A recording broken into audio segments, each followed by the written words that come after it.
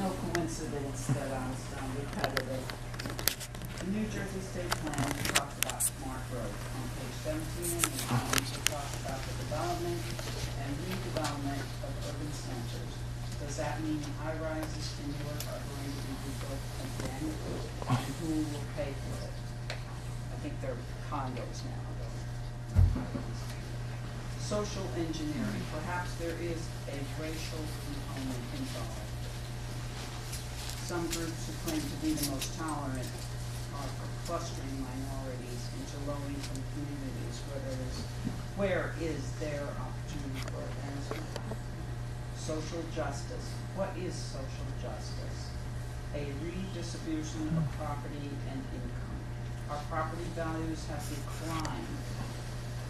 I've been a resident of New Jersey 38 years.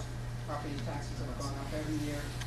Now our property taxes our property value has declined to such a low place. It's depressing. The state is taking our property. What about the farmers? They're losing their land, preservation, conservation, yet they're still being required to pay taxes. With all the regulations and compliance issues coming from the EPA, there's little chance for opportunity. In the name of environmental justice and social justice, our liberty and property are disappearing. Please revise the plan. And one last point, I just heard this amazing quote, which is not original, but made by President John F. Kennedy. The rights of man come not from the generosity of the state, but from the hand of God. We need to remember that. When we get in a room and we're all planning, we need to remember where our rights come from. And don't take those rights. Don't let anybody take those rights. Thank you. Thank you.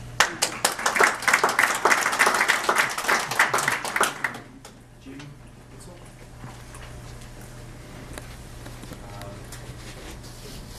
I'm trying my best here. Arrow blue. Jim, Hitz. Anyone close to that? Jim? Can I just start? We'll call in case I'm Janet Felix. Hi, I'm from Woodbridge. I just had a few things to say. The plan seems to be based on two major assumptions. That, you know, the sustainability part, which is based on global warming, and also rapid growth in cities, which according to the IRS, we had a net loss of 331,000 people in New Jersey. So it seems like we're pushing plans on, you know, these major assumptions that, you know, we don't even know if they're true or not. And also, it references the needs of the state a lot, and it doesn't recognize individual property owners. And also, I'd like to know, well, I guess the planners are the ones who drafted all the, you know, the whole plan up. Is that who, was there any input from any citizens or anything, or there was? I think there's more meetings that are needed, and also, the main thing was the fact that, I'm sorry, that you know, the property owner rights are not protected, I don't think, in the plan. That's like my major concern. Thank you very much.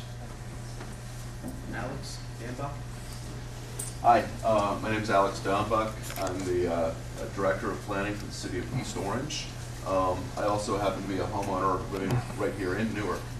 Actually, I'm going to be moving into East Orange soon and buying a house there. And one of the things that I wanted to comment on is that this plan, while I agree that the devil is in the details, and the details are important to ensure that the plan moves ahead in the direction that it is going in, I actually am supportive of the direction that the plan is going in. and want the folks reviewing the comments to recognize that not everybody in New Jersey lives the same way or wants to live the same way. There is a lot of desire to live in a more rural area or a more rural lifestyle.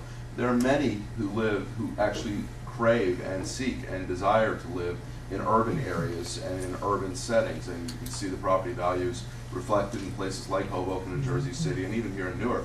Even my neighborhood where I bought my house, my values actually are doing quite nicely, and there's a lot of demand in neighborhoods here in Newark and in East Orange, where we're now working on several new projects that are attracting new residents into that city, and new residents who have a choice of where they could live because they can afford to live anywhere. And it's very important to recognize that the plan should recognize that urban areas are desirable places to live for many reasons. One, they make more efficient use of existing infrastructure.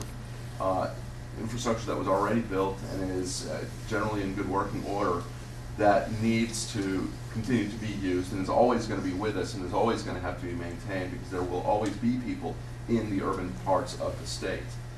So to continue to fully use and maximize the use of that urban infrastructure is smart, while recognizing that there are people who will desire to, and there are certain types of businesses that should go to more rural and more suburban areas. The plan does need to accommodate that as well. But I commend the fact that this plan, as previous editions of the state plan, and of course we've had a state plan for many years, continue to support development of urban areas, and that is important. Remember, Essex County has over 700,000 people, and Essex County, which includes, of course, Newark, East Orange, South Orange, Montclair, those are all areas that range from very urban to urban-suburban, and that is a major component of this population. There are many different, New Jersey is an extremely diverse state, and it's important that the plan move towards supporting the needs and desires of the many different types of people in the state. One other thing to remember is that the younger generation tends to favor more urban lifestyles and more urban types of housing, the vibrancy, the lifestyles of lofts, things of that sort. And obviously we're writing a plan, meaning that we're planning for the future. And so we need to think about what the current trends are in housing and design accordingly. Thank you very much. Thank you. Jennifer Coffey. Thank you. I'm Jennifer Coffey. I'm the policy director for the Stony Brook Millstone Watershed Association down in central New Jersey. I work with 26 towns down in that area, from Mercer, Monmouth, Middlesex, Hunterdon, and Somerset counties. It's kind of nice to be back up here today. I did some internship work here when I was a graduate student, so this room is bringing back some deja vu. So I just want to thank everybody for coming out here tonight and participating in this process, because this is about, this is democracy. And I think when citizens come out and they participate in government, it makes government stronger, makes it more nimble, makes it a better government for now and for the future. I also want to thank Dan and Jerry for working on this plan. You know, I work with the Stony Brook Millstone Watershed Association. I'm also a landowner in Central Jersey. I've also served on 2 boards in my municipality. I've lived there for about 10 years now. And I said, hey, I think I have something to offer. I've served on 2 boards. I've been through planning board trainings. I've served on the planning board. Worked in 26 towns. Hey, I'd like to be part of this. And he said, okay. And so I have seen these documents. I have had some input. I have read the plans. I've had conversations. I've been to the State Planning Commission meetings down in Trenton. So there are opportunities, and I think there will continue to be opportunities to be involved. The Stony Brook Millstone Watershed Association and we support planning. We support strong planning. I don't think we have a question of whether or not to plan. If we try to say no, don't plan, we're going to lose that battle. Somebody's going to plan for us. Somebody's going to come up with a site plan application for a big box store, for a set of warehouses that may or may not be filled, for a strip mall for businesses that may or may not be filled. Will that plan be in a wetlands? that's used for flood retention? Will it be on a stream bank that's used to protect all of our drinking water? Will it be in an area that is a sensitive environmental area that we hope we might like to put that aside so our kids can have that tomorrow or our grandkids can have that the day after? We have to plan. We support strategic spending. This plan talks about wanting to invest in areas that make sense for New Jersey. Where it makes sense? I think it makes sense for us to invest in areas that support clean water, that support aquifer recharge, like the Highlands that provides drinking water to where we are here today, that looks at repairing our infrastructure. So there are communities up here in North Jersey, Jersey City, there are communities in Central Jersey, like in Hightstown, that have wooden pipelines. Wooden pipelines. We are an old state here in New Jersey. And we've got some old infrastructure. We should be looking at investing and repairing our infrastructure. We've got stormwater lines that are made of terracotta. Those stormwater lines are old. They've fallen on themselves. Stormwater is just rain that comes from the sky, flows off the land, picks up things along the way, and then discharges into our local stream or ocean. We've got bacteria issues in Barnegat Bay, Spring Lake, off the ocean. We get beach closings. Those are things that we should be looking at investing in as a society. Any one municipality can't bear the cost of that. Is it important to us as a state to have clean water, to have clean drinking water, to have clean beaches? I think it is, because clean water is integrally connected to our economy.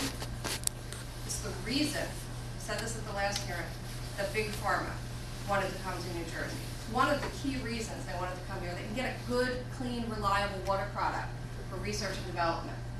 It's the reason Budweiser came here to make beer, because they can get a good, clean product out of it. Sure, our tourism industry is linked to it. The quality of life is linked to it. I think that this plan lost a lot when it lost the detail of the map. And I think going back to the map, and I'd like to talk about that, I know I'm running out of time, at the next hearing. That map went through cross-acceptance, which was years. It was a messy democratic process, but it had the process of the public input. I think we gotta go back to what's in here. Thank you.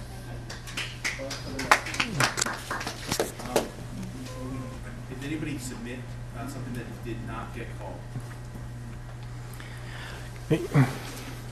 I want to thank everybody for coming out. I know this has been a trek. I'm one of those folks who is going back to his nice suburban house now, and hopefully not going to hit any possum on the way up the driveway. I want to remind everybody that there's 3 more public hearings scheduled. Next Monday, the 27th, next Tuesday, 27th at the Morris Arboretum, the 28th at Monmouth University, and the 1st at the Egoplex, the Rutgers Egoplex in Bordentown. I want to thank you. This was very valuable. We have a lot to go on. Keep in mind, you can still submit written comments for a month and a half now, and we really want to hear from you. So if you have any thoughts that you didn't get to say lay out tonight, please let us know. Thank you, everybody.